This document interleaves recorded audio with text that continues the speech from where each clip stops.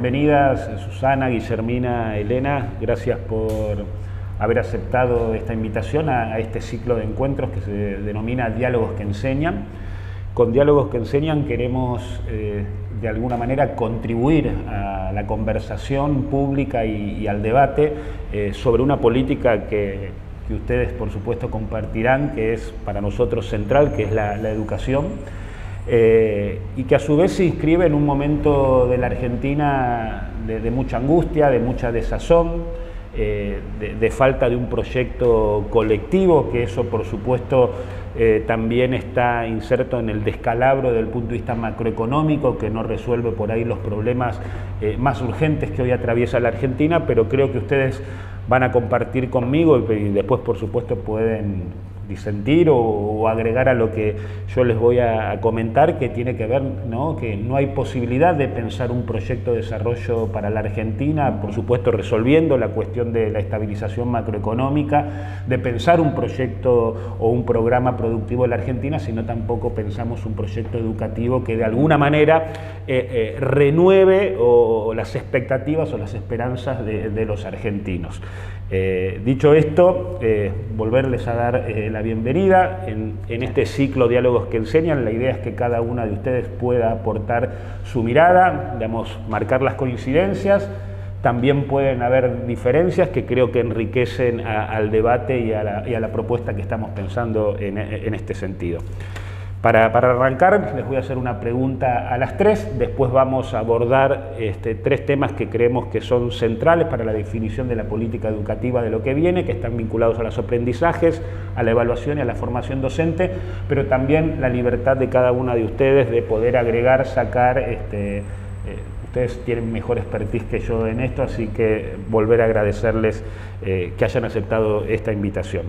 A ver, Susana, y después tanto a Guillermina como a Elena, ¿cuál sería para vos el problema más urgente para mejorar las políticas educativas sobre la educación en la Argentina? Yo creo que la más urgente es recuperar un sentido para la educación. Me parece que después de 40 años de democracia no hemos tenido un proyecto de crecimiento del país que incorpore la educación como estrategia. Es decir, no ha habido un programa de desarrollo estratégico, no lo hemos tenido en ninguna etapa del gobierno, más allá de los distintos proyectos económicos y demás. Entonces creo que más allá de los problemas de gobernabilidad, es decir, esto que ha hecho, que trajo enormes problemas de gobernabilidad y de financiamiento en el sector, y entonces, y que para mí va unido a que no tenemos un proyecto estratégico de país, de crecimiento, donde nos juntemos todos, y esto es lo que falta. Yo apuesto a que lo tengamos a futuro, porque las reformas que hay que hacer en el sector requieren confiabilidad, entender que todos vamos para el mismo lado, entender que son necesarias para recuperar la calidad y lo que hacemos adentro de las escuelas. Así que yo pondría como primer tema fundamental que haya un acuerdo político y el acuerdo político lleve a que hay que construir un proyecto de desarrollo estratégico del país que le dé otro perfil productivo, etcétera, y que vaya de la mano de la formación de las personas y de nuestro sistema de ciencia y tecnología, que es bien rico y que ya ha demostrado que en distintos sectores de la economía aporta enorme capital. Entonces creo que si la economía entiende eso y si la política va de la mano de ese proyecto, va a facilitar todas las reformas que hemos trabajado y que todos en educación sabemos que hay que realizar y que seguro va a estar en esta mesa, ¿no? Bueno, yo no opino bastante parecido a lo que opina Susana. Yo creo que a la educación le pasa lo mismo que al país, ¿no? En algún momento tuvo un proyecto de país y en diálogo con ese proyecto de país generó una propuesta educativa. Y de ahí en más lo que tenemos son remiendos sobre ese proyecto de país que ya no va más porque el mundo cambió, y tenemos remiendos sobre ese proyecto educativo que tampoco va más. porque el mundo cambió, y entonces los saberes, los conocimientos que se requieren hoy son otros, y también la estructura del sistema, la forma de gobernarla, y todo eso no sabemos cómo decidirlo, o si no, tomamos decisiones puntuales para la formación docente, para esto o para aquello, pero sin construir un sentido y una orientación fuerte para la educación. Bueno, lo mío también es sí, además, porque obviamente coincido con las colegas.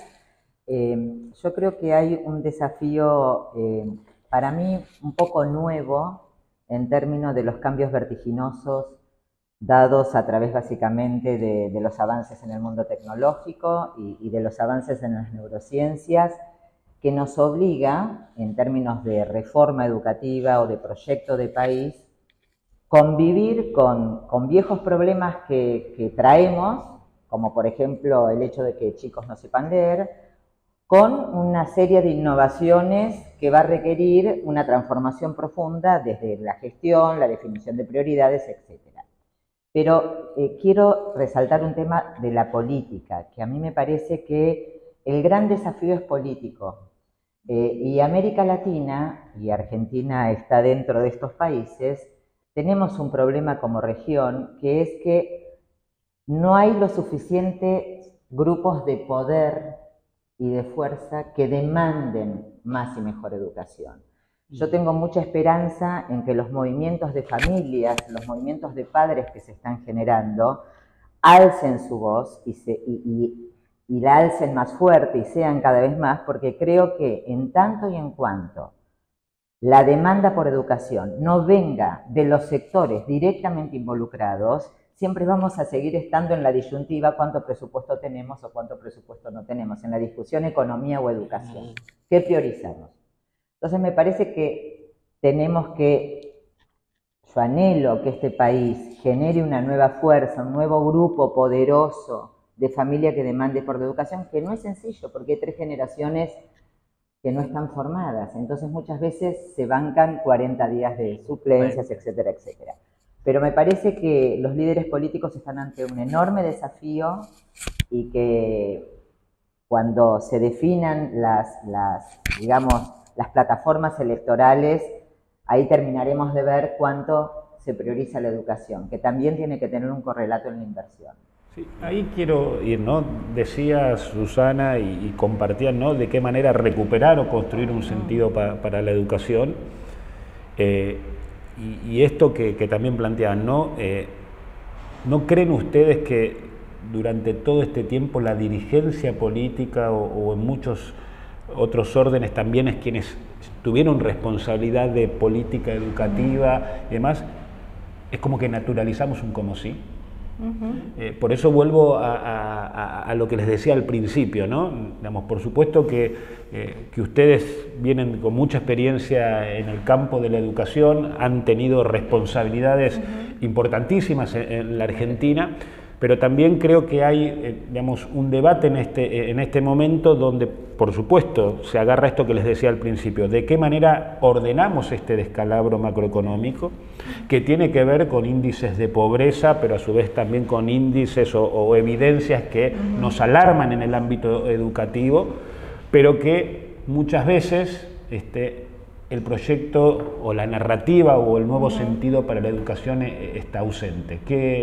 ¿Cómo lo ven en el recorrido de estos últimos tiempos? Muchas veces creo que es políticamente correcto decir la educación es una prioridad, pero después la dirigencia política o quienes tenemos la responsabilidad no nos sentamos a salir de ese como sí o esa añoranza, como bien decías vos, Guillermina, que supimos ser, la escuela pública que supimos construir, que supimos tener, pero que estaba asociada con un proyecto de nación o de Argentina que hoy está totalmente desdibujado, que no existe porque ha cambiado también el mundo del trabajo, pero a su vez también la catástrofe en términos sociales y educativos que estamos viviendo, ¿no? Bueno, es que precisamente yo creo que lo que hemos hecho desde que aquello se hundió, digamos, ¿no? Que ese proyecto se hundió, que fue claramente en los años 70, aunque en la Argentina llegó más tarde, porque tuvimos las dictaduras, armamos las dictaduras y que tampoco construyeron una propuesta para el país. Yo creo que lo que hemos ido haciendo es emparchando la realidad a medida que los conflictos iban apareciendo. En el campo de la educación, eso ha sido mantener el sistema como funcionando. Las ruedas dan vuelta, los papeles llegan de un lado a otro, pero lo que pasa allí no tiene fuerza, no tiene el impulso de un proyecto, pero por otro lado, dialoga con sí mismo, no dialoga con el mundo que está cambiando, lo que lo transforma cada vez más en un dar vueltas sin sentido. Por otro lado, hay otro tema en el que son muy responsables los políticos, pero el resto de la sociedad también, que es, bueno, mientras no haya demasiado conflicto, vamos manteniendo las cosas funcionando. Y yo, en relación a lo que decía Elena, tengo cierta expectativa de que la sociedad no aguante más. Claro. Ya está como pidiendo auxilio con respecto a lo que está pasando con la educación de sus hijos. Yo pienso que en realidad, por eso digo los 40 años de democracia, me parece que el sistema siguió siendo, en la línea de lo que dice Guillermina, eficiente para el 30% que antes de la masiva incorporación, por efecto de la obligatoriedad, había dentro del sistema. Es decir, que más o menos responde al 30% de su matrícula, igual que cuando estaban el resto afuera. Cuando la democracia por ley obligó a mayor obligatoriedad, yo creo que la política entendió que eso era suficiente. Entonces entendió que la reforma era construir escuelas, aumentar los cargos docentes, aumentar las plantas administrativas, repartir computadoras, y no entendió nunca, y lo digo en general, que la reforma iba mucho más a todos los intentos que hubo en estos 40 años, que no es que la gente estuvo haciendo nada, sino intentando transformar el sistema. No tuvo el apoyo político suficiente y menos económico, por eso digo es un tema de gobernabilidad y es de financiamiento, porque los cambios son mucho más hacia adentro, que va en la línea de esto. Había que reformular qué enseñar, cómo, con qué instrumentos. No. Ahí no sienten ustedes... Hay una dificultad, si me permitís, que es la estructura en la que está pensada el sistema educativo, ¿no? Un ministerio sin escuela central y 24 jurisdicciones.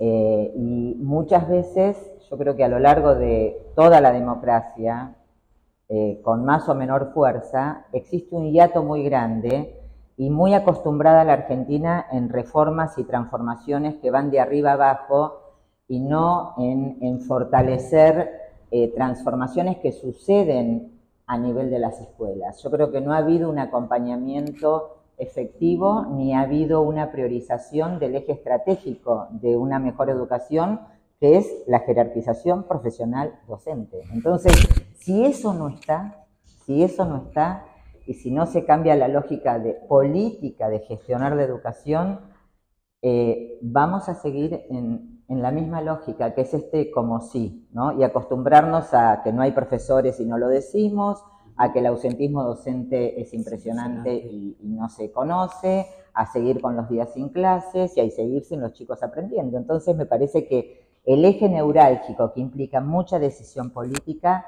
hasta ahora nunca se tocó con fuerza, ¿no?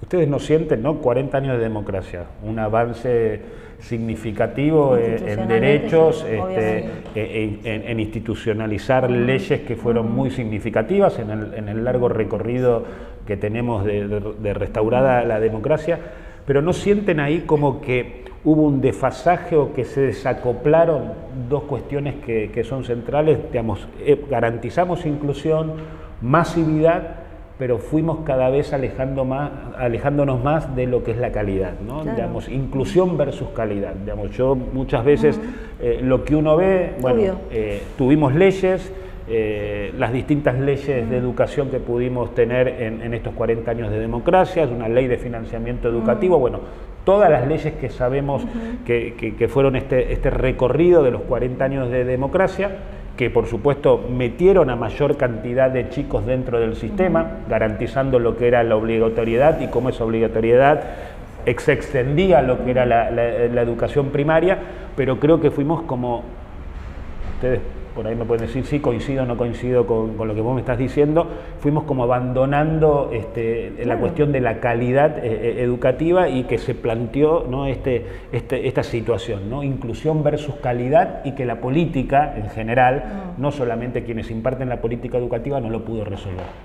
Lo que pasa es que cuando vos, es toda una ficción, porque esto que decía Elena, justamente tenemos un país federal.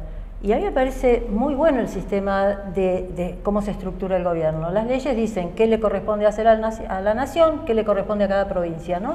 Ahora, el tema es que se hacen acuerdos de política en el Consejo Federal que se supone que el Ministerio Nacional debe controlar que se cumplan. Las provincias hacen toda la papelería para mostrar que han incluido esos acuerdos en sus políticas, nadie lo controla. Entonces, es todo como sí, porque esta cosa que va de la mano de qué apoyos tiene que hacer Nación y qué apoyos debe hacer, qué políticas debe desarrollar un gobierno provincial, para que en el aula pasen cosas tan distintas de las que pasan.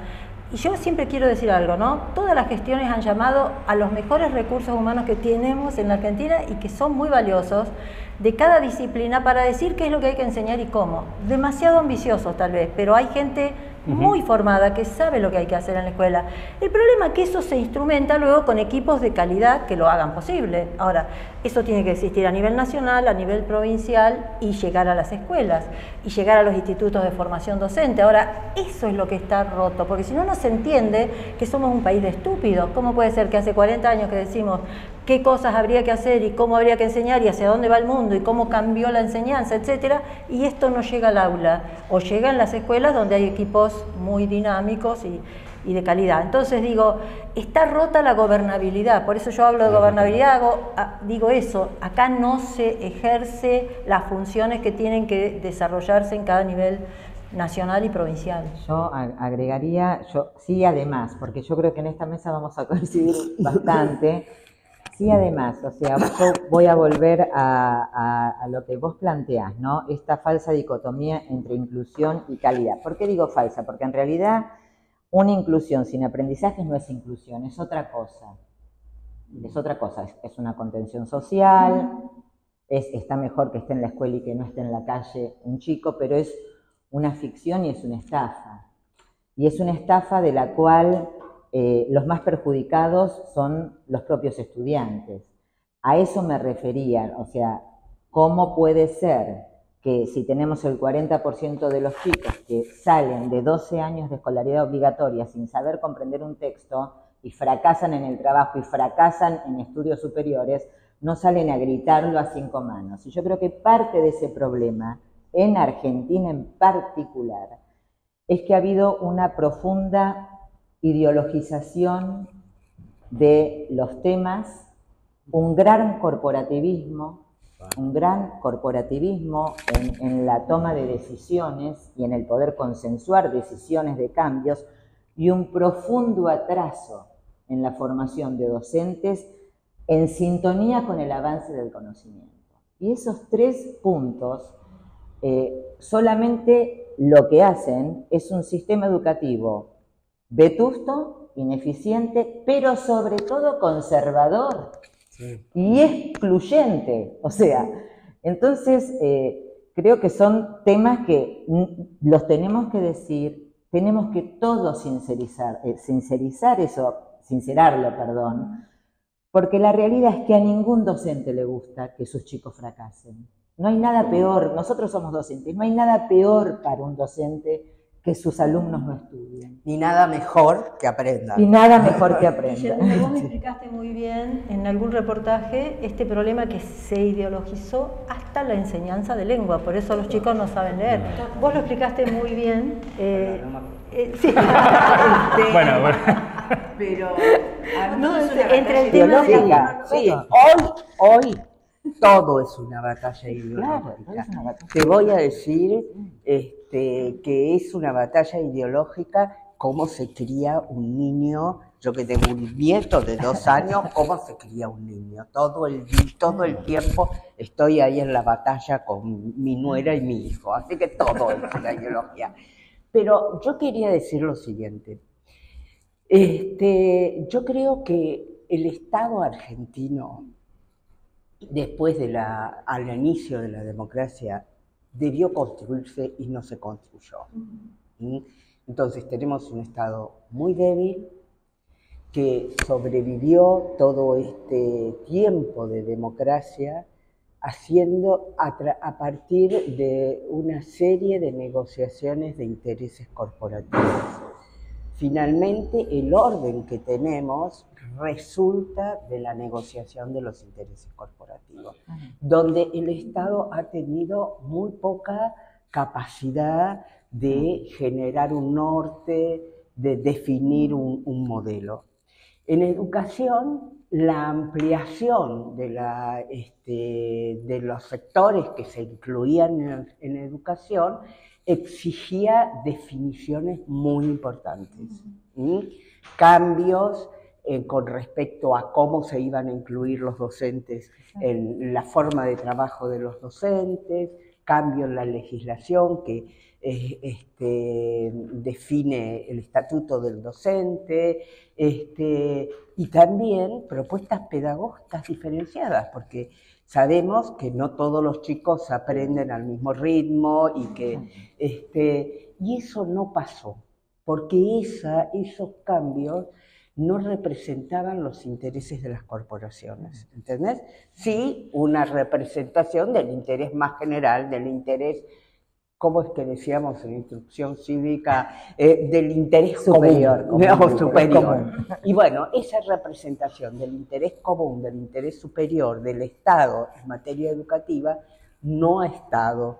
Y yo creo que por eso todas nosotros, y hay muchos otros, que están diciendo, esperemos que los políticos, porque hacemos una asociación entre los políticos y la posibilidad de recuperar la presencia del Estado, ¿no?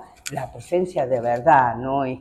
Como si existe el Estado. Es como que el Estado, con tal de no tener problemas, cedió o fue avanzando en ceder a los intereses corporativos que, como bien decían, ¿no?, convirtieron muchas veces a la política educativa o la educación en algo totalmente conservador y no animarse a cambiar, o volviendo al principio, de qué manera construimos un nuevo sentido. Mira, Maxi, yo te voy a dar un ejemplo concreto para ilustrar que hay millones de ejemplos, ¿no? Pero hay uno para mí que me desespera, digamos.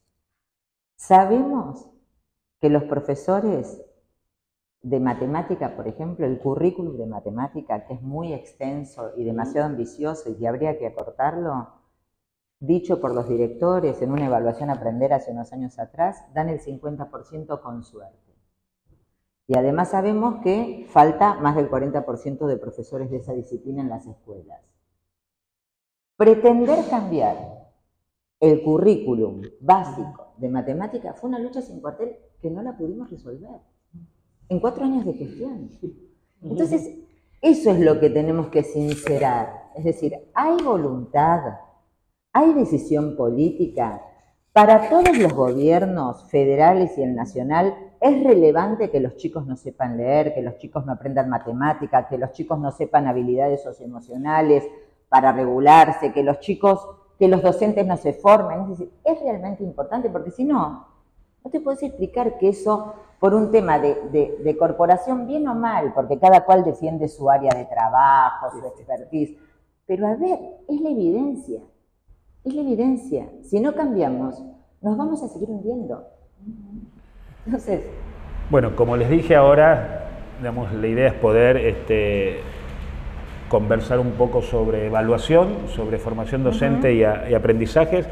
Voy a arrancar con vos, Elena. Digamos, ¿considerás que hoy en la Argentina tenemos una robusta cultura de la evaluación? No de ninguna manera. Vos empezaste esta conversación hablando de acreditación de saberes. Es una de las malas palabras, acreditar. Evaluar es la otra, ¿no? La evaluación atraviesa distintos amores u odios dependiendo de quién lo gestione, cosa que es un delirio, porque la evaluación es un componente intrínseco a todo proceso de enseñanza y a todo proceso de aprendizaje, por lo cual pensar que puede haber una enseñanza sin evaluación es un delirio, es un error conceptual de lo que es la enseñanza. Eso por un lado, o sea, ¿hay cultura de evaluación? No, no la hay.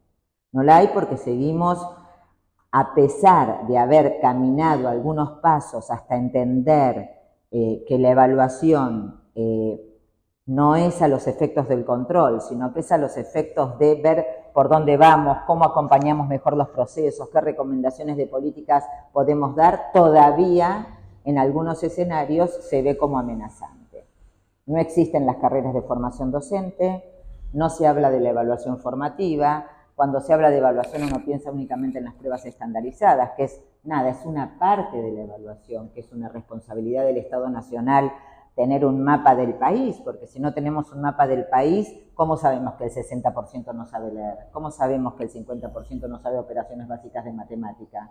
Entonces, la evaluación es un campo muy amplio, es un proceso intrínseco, no se enseña en la universidad, no se enseña en la formación docente, con lo cual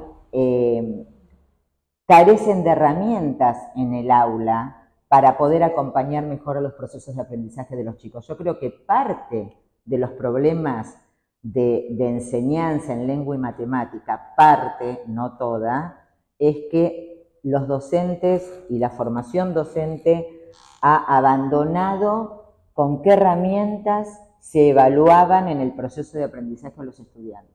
Si vos les preguntás, y yo soy docente de evaluación, si vos les preguntás a un grupo de docentes cómo evalúan a sus alumnos en las áreas básicas, es un popurrí de cosas subjetivas y hoy está la tecnología, te da un montón de instrumentos, es decir, hoy tenés un montón de herramientas a la mano. Lo que digo es una parte intrínseca, es sustantiva, no hay cultura. Y yo creo que hay que volver a poner en la escena las palabras claves que son acreditación de saberes. Yo no voy a poder acompañar a un chico si no sé en qué estado de aprendizaje está, cuál es la mejor metodología de aprendizaje, etcétera, etcétera. La mejor metodología de evaluación, sobre todo. Lamentablemente, hubo intentos, y yo te felicito por el proyecto de ley, de creación de un instituto, ahí es toda otra discusión, ¿no? Que conviene cuánta autonomía, cuánta autarquía. Bueno, ahora justo íbamos... ese es otro tema, dejo hablar a las colegas. A ver, para Guillermina y Susana, digamos, ¿qué sistema de evaluación necesitamos, se imaginan o piensan como propuesta para mejorar la calidad de la educación?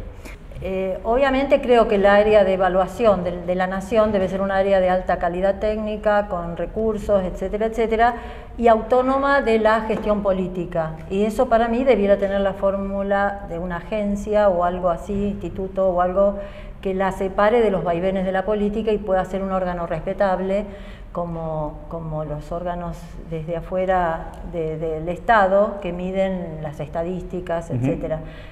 Eso por un lado. Pero por otro lado, volviendo a lo que Elena decía de la cultura de la evaluación, no existe adentro de la escuela que alguien lo evalúe. Obviamente nunca aceptan la evaluación externa y han saboteado las evaluaciones, en realidad en distintas etapas de las evaluaciones que se hicieron en el país. Pero un supervisor, por ejemplo, que sería lo más externo a la escuela que admitiría en evaluación, no procede a evaluar la escuela, apenas recoge información administrativa. Nunca se vincula con lo que se enseña, cómo, si aprenden los chicos o no.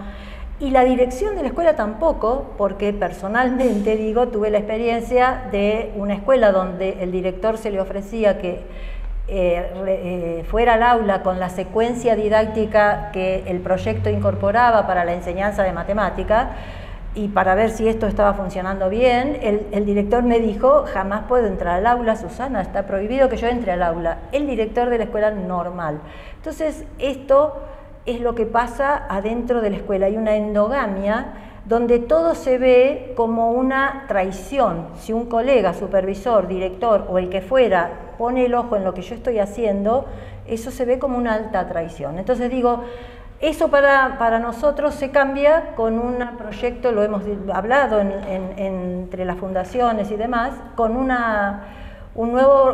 régimen de carrera profesional donde incluya la gestión del sistema también, y empecemos gradualmente a cambiar. Esto no es una guerra contra la docencia, sino que es una propuesta alternativa que nos ponga gradualmente en otro camino, ¿no? Entonces, bueno, es otro tema que si lo abrís después lo podemos hablar.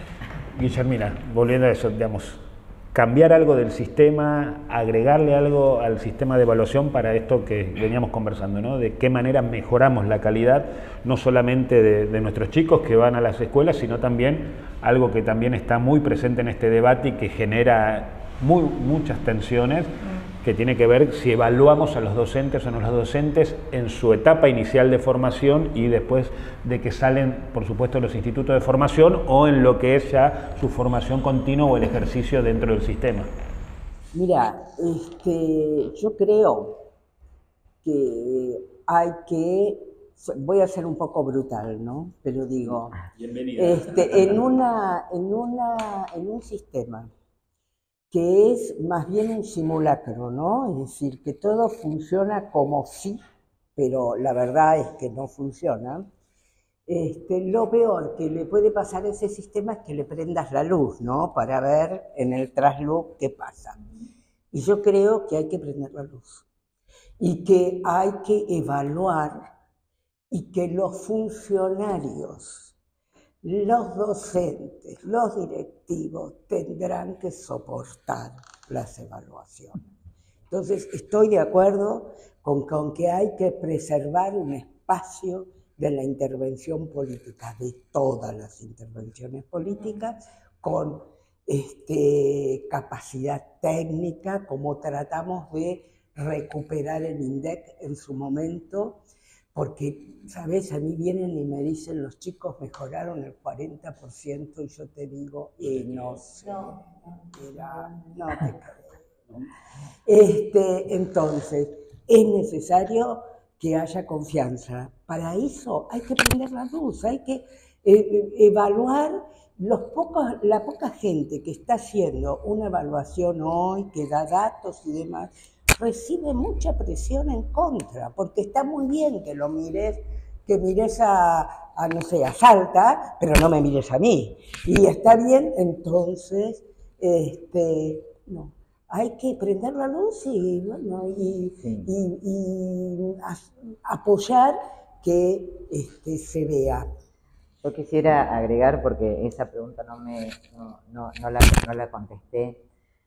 Yo estoy de acuerdo en hacer una evaluación formativa con los docentes egresados de los institutos de formación docente. Y quiero distinguir esto, o sea, yo creo que hoy aplicar, sin primero poner en escena qué es lo que se va a hacer con la carrera profesional, con los institutos, es una evaluación formativa, es una evaluación cuyos resultados van a abonar a las transformaciones de los institutos de formación docente y van a acompañar a políticas de los docentes nobles. Es decir, hoy una joven que egresa de un instituto de formación, bueno, el país tiene que saber en qué estado de saberes y competencias egresa, pero para algo, no es para decir, bueno, así estamos, no, es en simultáneo esa política de evaluación formativa tiene que definir los cambios de la formación docente y tiene que definir las políticas de acompañamiento a los docentes nobles que hoy no existen en la Argentina y que sabemos que son unas cuestiones más estratégicas en los sistemas educativos más desarrollados. Y con respecto al instituto, agencia o lo que sea, yo también creo que hay que dar un instituto, yo he trabajado en una ley con eso y he trabajado contigo también y estoy súper a favor. Lo único que disiento con Susana en este caso es que yo creo que la autonomía es en un punto relativa, porque yo sí creo que en la definición de políticas de evaluación tienen que participar los ministros de Educación de la Argentina. Yo de eso estoy convencida, porque las agencias, y en eso están retrasados nos ayuda a ver qué pasó en otros países de la región. Cuando adquirieron autonomía se transforman muchas veces en monstruos que no paran de evaluar por la evaluación misma, y fue muchas veces, pasó lamentablemente en México, que tenía uno de los mejores institutos de evaluación de la calidad, pasó un poco también en Chile. Entonces me parece que estamos atrasados, aprendamos de lo que sucedió. Creo que tiene que tener autonomía, pero que tiene que tener en la decisión y definición de la política la participación política más en un país federal como este. No, estoy de acuerdo, no me imagino, yo quiero decir, no de la voluntad de este año evalúo, este año no evalúo, cambio los ítems, cambio los criterios, es en ese sentido, digo. Después, obvio, no se puede evaluar lo que piensa la agencia, sino lo que se acordó como política, obviamente, sí. Me gustó lo que decías, ¿no? Tenemos que prender la luz. Creo que otra de las políticas donde debemos prender la luz es formación docente. Absolutamente. Entonces, ahí la pregunta para cada una de ustedes es: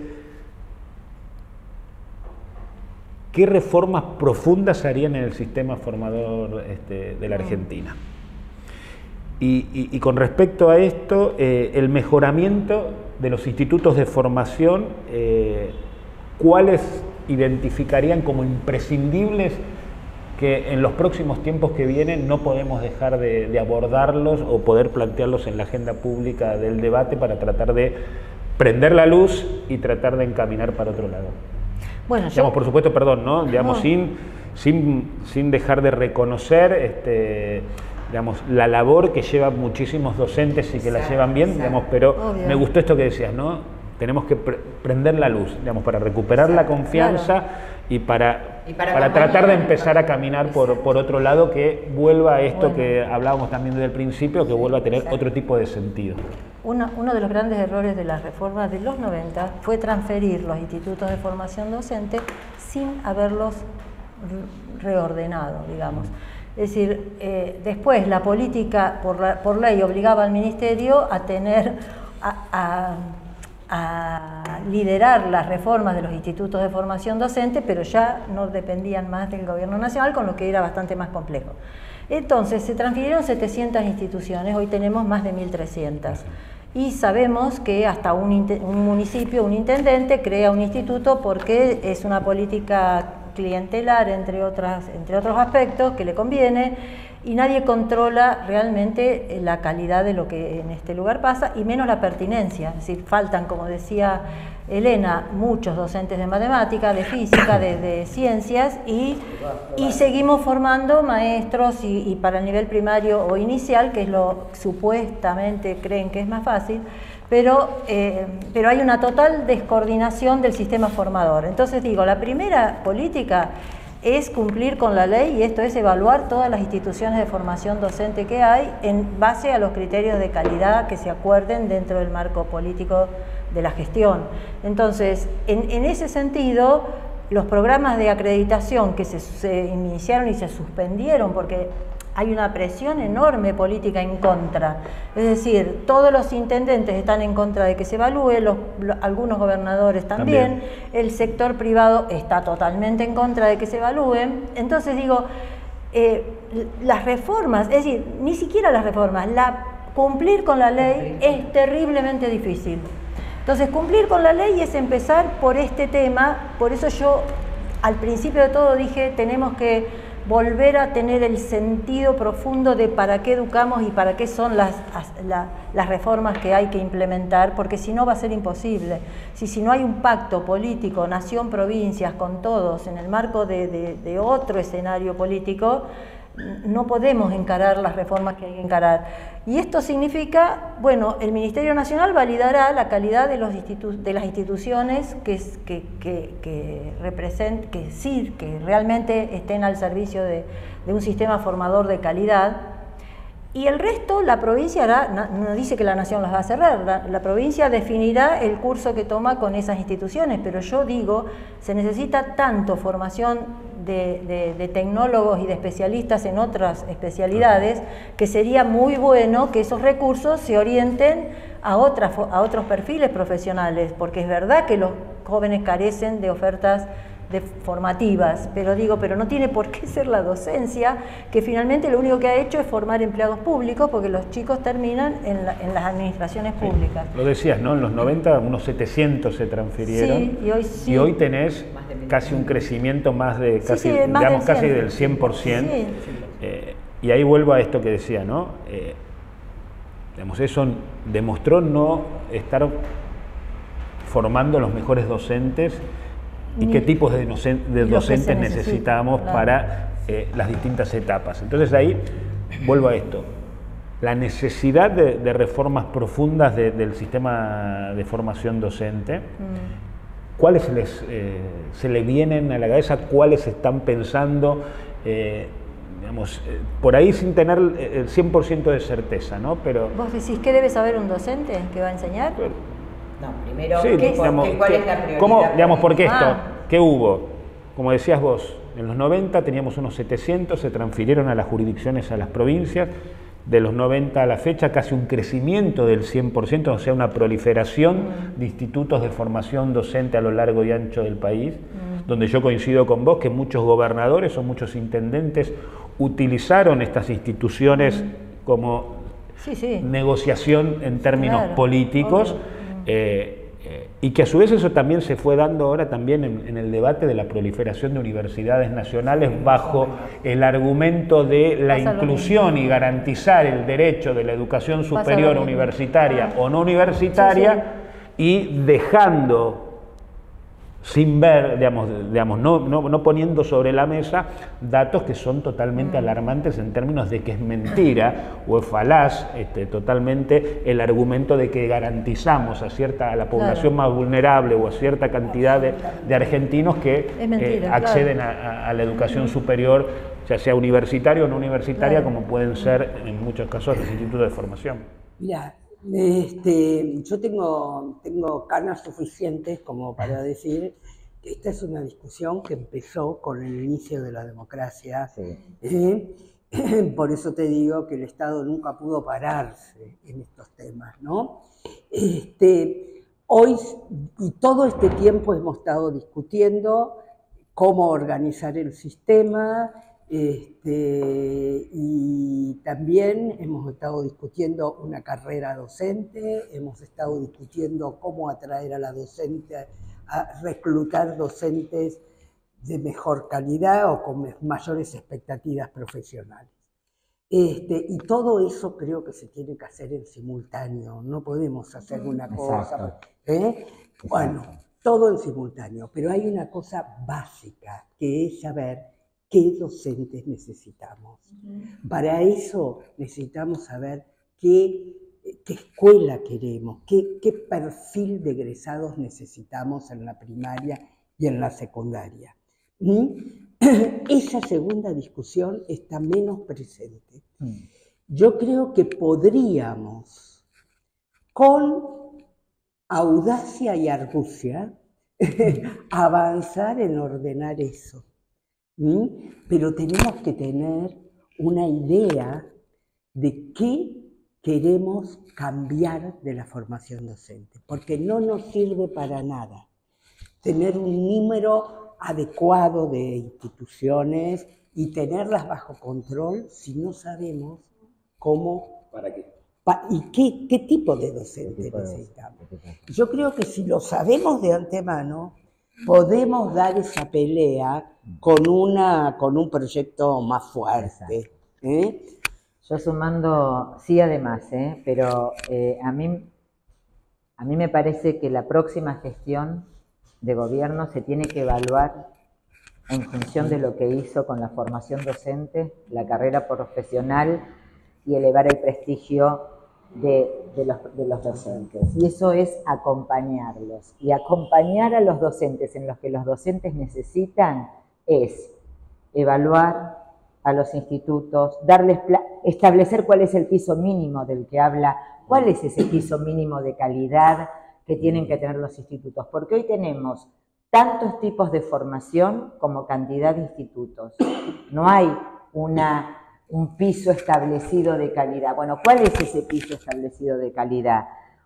¿Qué tienen que hacer estos institutos? Ponele que de 1.300 tengamos un porcentaje que no cumple ni con el piso mínimo. Bueno, será decisión del gobernador que hace o que no hace, pero la gente tendrá que saber que no le conviene ese instituto, porque la nación no va a acreditar esos títulos docentes. Lo que quiero decir es que, tomando en cuenta lo de Susana y lo de Guille, que las cosas van de la mano, no es yo evalúo para controlar, no. Yo jerarquizo la carrera, invierto mejor en lo peor que podemos hacer es agarrar una sola pata del problema con respecto a la problemática docente, que es compleja, que es quizás la más dura, porque implica, atraviesa intereses políticos, y es la más emergente en términos de necesidad, y la más invisible, porque al político le es mucho más redituable estrenar un edificio que mejorar un instituto de formación docente y acompañar a los docentes, porque eso no se ve. Pero creo que ahí es donde hay que poner la gran parte de la energía financiera, estratégica y técnica para la reforma que requiere el país en educación. Yo te puedo agregar algo. Justamente lo que decía Guillermina, ¿para qué escuela? Es decir, ¿para qué formamos cómo debe ser la formación del docente? Y en realidad, en nuestro país hay ejemplos de cómo cambiar, lo que hay que cambiar es el modelo de enseñanza, es decir, no solo las bases, el dominio de la disciplina o de las disciplinas del docente, sino además el modelo de enseñanza. Entonces el modelo va claramente hacia lo que llamamos resolución de problemas y un enfoque donde el docente acompaña a un alumno que se vincula con los modos de hacer ciencia. Es decir, es otro modelo donde el proceso de enseñanza, el joven, el estudiante participa activamente, el docente es activo en la conducción de ese proceso, pero todo se transforma en un emparentamiento de la escuela y de los chicos con los problemas, empodera a los chicos en la idea de que ellos pueden entender los problemas y aportar a sus soluciones. Es decir, es otra aula, otro proceso, otra dinámica dentro del aula. Es un cambio total en la organización, incluso de los tiempos y de la escolaridad para mí. Es decir, no solo cómo está organizada la escuela en temas de edad, sino una escuela que se organiza centrada en el conocimiento. No es otra escuela, es una escuela donde los aprendizajes tienen que ver con las cosas fundamentales que el chico tiene que lograr, no importa si lo hace antes de los tiempos específicos que se han dictaminado, 14 años de enseñanza, para que los chicos no sepan nada. Entonces digo, tenemos que dar vuelta a eso y decir, bueno, ¿qué es una escuela centrada en el conocimiento? Desde la primaria, desde los primeros años hasta el final. Y ahí cambiaría radicalmente cómo se organiza el trabajo en la escuela, los tiempos de enseñanza, qué significa que un chico vaya a la escuela. Imaginémonos centros donde son casi clubes de ciencia, si son una institución absolutamente diferente a la que tenemos. Y hay ejemplos en nuestro país que pueden ser la luz para repensar la formación del docente, ¿no? Hablábamos durante este diálogo que estamos teniendo, esto, ¿no? Tuvimos ley de educación nacional, ley de financiamiento educativo, ley de educación técnica, ley de educación superior, pero no mejoramos en los aprendizajes o en la calidad de los aprendizajes. Entonces, ahí la pregunta es, ¿cómo resolvemos para una mayor calidad de los aprendizajes y que eso incluya a la mayor cantidad de personas o a toda la población? Y una segunda para que me respondan, ¿cómo ven que va a afectar o está afectando o influye en lo que es la inteligencia artificial en los aprendizajes? ¿Cómo abordar de manera ética y responsable lo que es la incorporación de la inteligencia artificial en lo que es la educación? Yo voy a ir a tomar la punta con respecto a este último aspecto, porque son muchas preguntas y muy complejas, sí. Yo creo que... Pueden tomar, perdón, pueden tomar cualquiera de metidos, claro, digamos, para... Exacto. Primero que la innovación también pasa por incluir en el nuevo paradigma educativo aspectos que también se vinculan con la inteligencia artificial, pero que tienen que ver con la neurociencia y que son las bases neurológicas del aprendizaje. Hoy se sabe, o sea, la atención y la autorregulación, el autoconocimiento y las habilidades socioemocionales son tan importantes como el aprendizaje disciplinar. Y eso ha sido o desprestigiado o ignorado. Y el mundo está avanzando en eso, y quienes pregonan a favor de la inteligencia artificial o en contra de o alerta de la inteligencia artificial, pongo un autor, por ejemplo, Harari, ¿no? que habla, ojo con la inteligencia artificial. La inteligencia artificial está. Los chicos van a tener en sus celulares el GPT, ahí el chat puesto.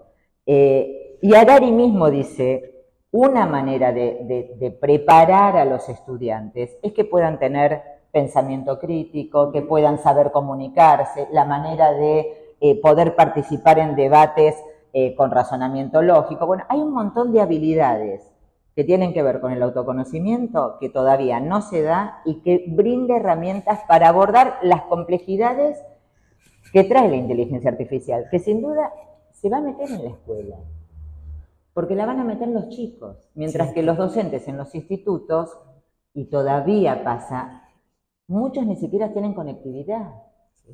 Entonces también pongamos eso en blanco y negro cuando hablamos del futuro de la educación. Podemos seguir hablando que vamos a hacer grandes transformaciones si no conectamos todos los institutos, si no conectamos todas las escuelas, si no garantizamos dispositivos para todos, y no sé, yo creo que eso para mí es el otro gran interrogante. Porque si no, el hiato entre las culturas de los jóvenes y la cultura escolar es cada vez más grande. Pero me parece que dentro del cambio de paradigma está también formar en lo que se denomina habilidades blandas, que es la formación del ser humano, que está puesta en todas las leyes y que no... Actitudes prosociales, el cuidado del ambiente, etcétera, etcétera, etcétera. Creo que es tan importante como matemática, como alfabetización, y no está tanto en el debate. Sí, estoy de acuerdo con lo que plantea Elena. La verdad es que vos frecuentás muchos ámbitos de discusión en la educación y la discusión está muy centrada en lo que pasa, lo que es, y lo otro pareciera que no existe. Bueno, la inteligencia artificial, todo eso son cosas que se hablan, pero pareciera que no tienen impacto en la educación. Sin embargo, tenemos que mirar eso, tenemos que ser inteligentes, digamos, tenemos que pasar de pensar que la escuela es un lugar donde se reproducen información y contenidos, a un lugar donde los chicos piensan, reflexionan, y entonces si hay un GP, ¿cómo es? ChatGPT. Un ChatGPT que genera un texto, vos podés trabajar con ese texto que genera el ChatGPT. Ahora, en el sentido de reflexionar sobre eso, pensar otras preguntas, etcétera. Pero para eso tenés que hacer ese paso de un alumno que acumula a un alumno que piensa, reflexiona, que es inteligente. Y ni pensar lo que tiene esto en incidencias en términos de gestión. Sí. O sea, seguir tomando pruebas en papel, no gestionar un sistema como el sistema educativo argentino que tiene más de 1 millón de docentes, más de 10 millones, sin inteligencia artificial. No, o sea, está clarísimo. Pero no es menor. Hoy no sabemos cuántos docentes faltan exactamente. Hoy no tenemos ni siquiera una base de datos nominal de todos los docentes de Argentina. ¿Cómo vamos a acompañar procesos de transformación si no ajustamos eso en el minuto cero, ¿no? Sí. Yo estoy totalmente de acuerdo, pero ustedes no creen que tiene que, digamos, yo no abandonaría, digamos, la responsabilidad y la cuestión ética en el manejo de esos datos. Obvio. No. Acaba de... Siempre. No, Claro. no, perdón. Eso lo doy por, va de suyo, o sea, es una condición sine qua non, ley de secreto estadístico, con todos los riesgos que acarrea, con todos los riesgos, pero sobre todo con todas las regulaciones éticas de respecto al dato individual. La inteligencia artificial puede hacer de un Estado, de un macro sistema educativo muy deficitario, en acompañar mucho mejor las gestiones, todas las gestiones jurisdiccionales, en la toma de decisiones más en tiempo. Una cosa más en relación a esto que vos dijiste de todas las leyes que creamos y que poco impacto o ninguno tiene. Bueno, lo que hemos aprendido es que tenemos que abandonar la ilusión de que hacemos una ley y todo cambia. Entonces, para eso hay que repensar la estructura de gestión del sistema. Y de las pocas cosas que hemos aprendido en relación a eso es que es necesario, entre los ministerios y la escuela, hay un denso mundo de intereses corporativos y políticos que redefinen los proyectos del ministerio. Entonces, es necesario que haya una estructura cercana, generar lo que se llaman redes, no sé si tienen otros nombres, de directivos y docentes muy cerca de la escuela para que la gestión esté ahí. Porque si no, este hiato se redefine las políticas y lo que llega acá es el teléfono roto, ¿no? Es muy diferente de lo que Argentina no tiene ni sistemas que permitan ver un montón, como decía hoy Susana y Guillermina, innovaciones riquísimas que se están dando en territorios, en escuelas. Ni siquiera tenemos un sistema que nos haga aprovechar el conocimiento en un sistema de red como el que dice Guillermina. Es decir... Voy a cerrar con la última pregunta a vos, Susana. ¿Cómo vinculamos a la educación con el mundo del trabajo desde los sistemas jurisdiccionales, ¿no? Digamos, porque creo que venimos conversando sobre aprendizaje, sobre la calidad de los mismos, y está en debate, ¿no? Esto, ¿no? Cómo la educación se vincula con el mundo del trabajo, un debate muy fuerte que se generó también acá en la ciudad de Buenos Aires con lo que fueron las prácticas formativas o prácticas laborales. Bueno, yo creo que formar para el trabajo es no solo las escuelas técnicas, sino toda la educación secundaria debe formar para el trabajo. Entonces tiene que haber un vínculo, justamente volviendo al principio de mi reflexión. Si nosotros tenemos un proyecto de desarrollo estratégico que cambie el perfil productivo de nuestro país, basado en la vinculación con el sistema educativo y con el sistema de ciencia y técnica, yo creo que es primordial. Entonces no vamos a tener más las discusiones de capital donde no se podía decir que un chico podía hacer una pasantía en un espacio laboral, que es lo que los docentes y los pibes más necesitan. Entonces, por un lado, sí, la educación hay que pensarla totalmente vinculada desde ese lugar, y además yo soy la que defiendo que tenemos las bases institucionales para ordenar el sector, porque hay un desorden general, ¿no? de la formación profesional en sí. Entonces tenemos, por un lado, el INET, el Instituto Nacional de Educación Tecnológica, que por ley debe fijar los estándares de cada carrera profesional, y eso lo está haciendo, y eso debiera ser la norma, como hay en todos los países que tienen buenos sistemas de formación profesional, la norma para todos los efectores de formación profesional, es decir, la norma de calidad, el piso de calidad. Entonces la discusión es que creen que el INET está vinculado solo a la escuela técnica. No, el INET está vinculado a toda la formación profesional, desde el peón práctico hasta el ingeniero. Entonces, que así funciona en el mundo, no es un invento de la Argentina. Entonces digo, ese órgano que fija esas pautas debe ser respetado en las ofertas provinciales, en las ofertas que haga el Ministerio de Trabajo, en las ofertas todo programa de financiamiento de la formación técnica.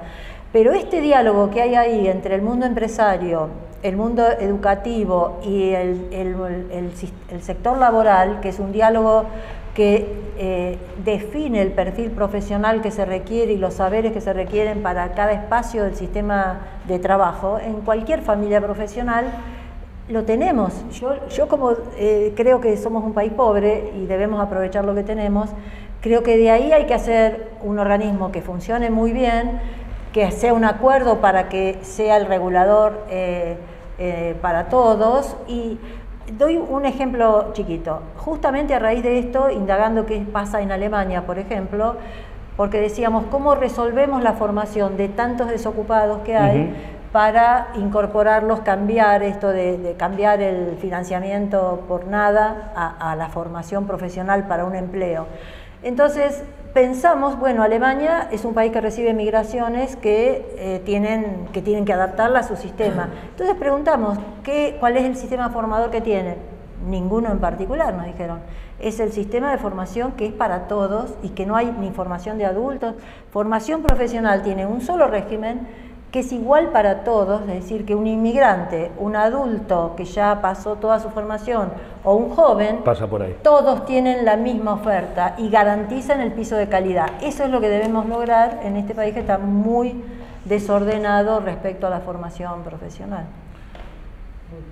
Para agregar algo, ¿quieren? Digamos, si no vamos cerrando, digamos, para cumplir también con la palabra como les planteamos. Esto es es un hiato en la historia del sistema educativo argentino, que ha estado siempre divorciado del mundo del trabajo. Al contrario, ¿no? Se pensó que la educación no tenía que tener nada con el mundo del trabajo.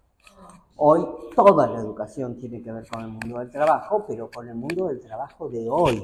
No tenemos que pensar el mundo del trabajo de la sociedad industrial, porque eso ya pasó. Entonces, agrego a lo que dice Susana, ¿no?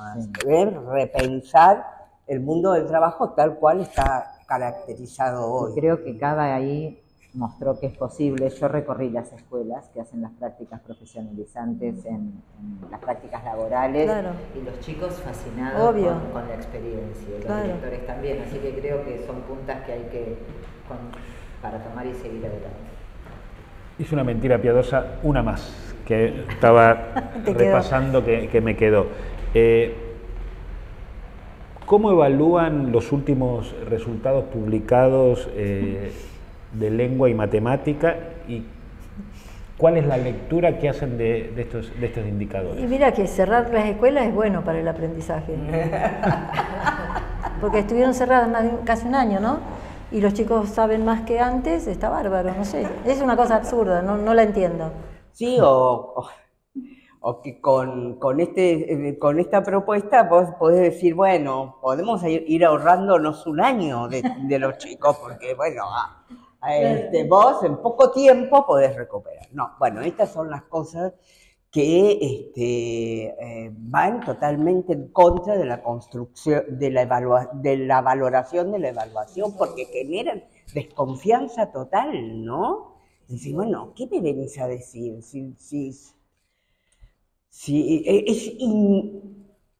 No es improbable, es imposible, ¿entendés? Yo, en otros ámbitos ya dije lo que pensaba. A mí, por mucho menos, en la gestión se dijo muchísimo más, y por eso me guardé un poco a silencio. Yo espero que leer los documentos metodológicos para ver si abonan un poco más de luz. De todas maneras, creo que hubo muy pocas evaluaciones. Veremos qué nos dice la fundamentación. Por eso no quiero arriesgar, que es raro, puede ser, pudieron haber errores de muestra o algún sesgo en una muestra. Por el otro lado, mostrar como un éxito que se volvió al 2018 también me parece un fracaso. Y si además los crecimientos de los sectores más, o sea, estos crecimientos tan vertiginosos de los chicos más vulnerables, sería un caso único en el mundo, con lo cual siempre pasamos a ser un caso único, ¿no? Sí. Pero bueno, hay que salir de esto, no sé, es un punto más, un punto menos, hay cosas que no estamos bien y que tenemos que juntos ir para adelante, ¿no? Guillermina, Susana, Elena, agradecerles que hayan sido parte de Diálogos que Enseñan. Como les dije al principio, cuando nos propusimos este tipo de encuentros era para generar un espacio plural, polifónico, y poner en debate, en reflexión en estos tiempos tan alocados y en un año donde se va a elegir el futuro o el destino por los próximos 4 años de la Argentina, sentarse un tiempo a pensar y reflexionar, vale la pena reconocérselos y agradecérselos a cada una de ustedes. No, Muchísimas gracias. Muchas gracias. Muchas gracias. Muchas gracias. Sí.